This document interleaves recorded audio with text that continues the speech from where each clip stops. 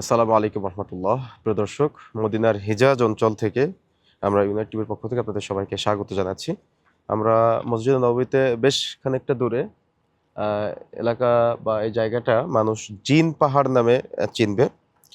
মূলত আহ, জিন পাহাড় বলা হয়। এখানে যে পাহাড়গুলো দেখতে পাচ্ছেন, এই পাহাড়গুলো হলো ভয়ঙ্কর সুন্দর।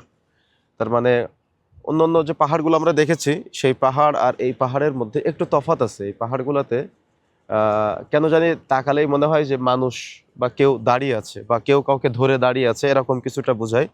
আপনারা হয়তো ভিডিওতে কিছুটা বুঝতে পারবেন। আর যদি সারা সশরীরে আসেন তাহলে হয়তো অনেকটা বুঝতে আপনাদের সুবিধা হবে। আমরা কয়েকটি তথ্য আপনাদের জানানোর চেষ্টা করি ইনশাল্লাহ।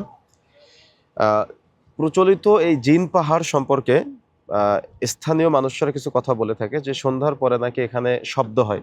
কিন্তু পবিত্র কোরআন ও হাদিসে জিনদের সম্পর্কে বহু আলোচনা আমরা পেয়েছি, কিন্তু এই জিন পাহাড় সম্পর্কে আমরা কোরআন হাদিসে কোনো স্পষ্ট বর্ণনা পাইনি। এবং এই নামকরণটা মূলত স্থানীয় লোকদের দেওয়া একটি নামকরণ। কোরআন হাদিস তারা স্বীকৃত কোনো নামকরণ এটি না।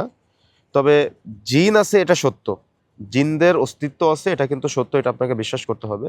কিন্তু এখানেই যে জিনদের বসবাস, এটা আমরা বলতে পারি না। এটা আল্লাহু আলাম, আল্লাহ ভালো জানে। তবে কথিত আছে এবং মানুষ এটা ধারণা করে। এবং আহ, পর্যটকরা এখানে বহু আসে, আমরাও দেখতে এসেছি, আপনাদেরকেও দেখাচ্ছি।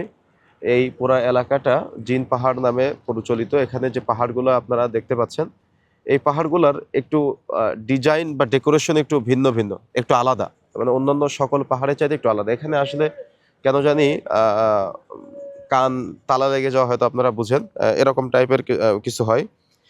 আহ, এখানে মানুষের ধর্মীয় আবেগের সাথে সংশ্লিষ্ট কোনো কিছু নাই। এখানে বিভিন্ন ধর্মের অনুসারীরা আসে, বিশেষ করে মদিনায় যারা আসে, মুসলিমরা আসে অনেকেই।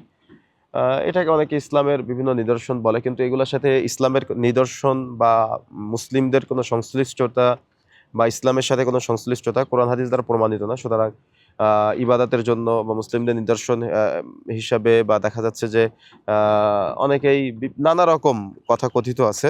এজন্য এগুলা প্রচলিত কথার উপর ভিত্তি করে আমরা কিছুই বলতে পারি না। যদি কোরআন হাদিসে স্পষ্ট থাকতো তাহলে আমরা বলতে পারতাম। তো আপনারা দেখতে পাচ্ছেন প্রচলিত জিন পাহাড়, যেটার নাম জিন পাহাড়, জাবালে জিন বলে সমাজের মানুষ চিনে এবং পর্যটকদের কাছে এই নামেই তারা চিনে থাকে।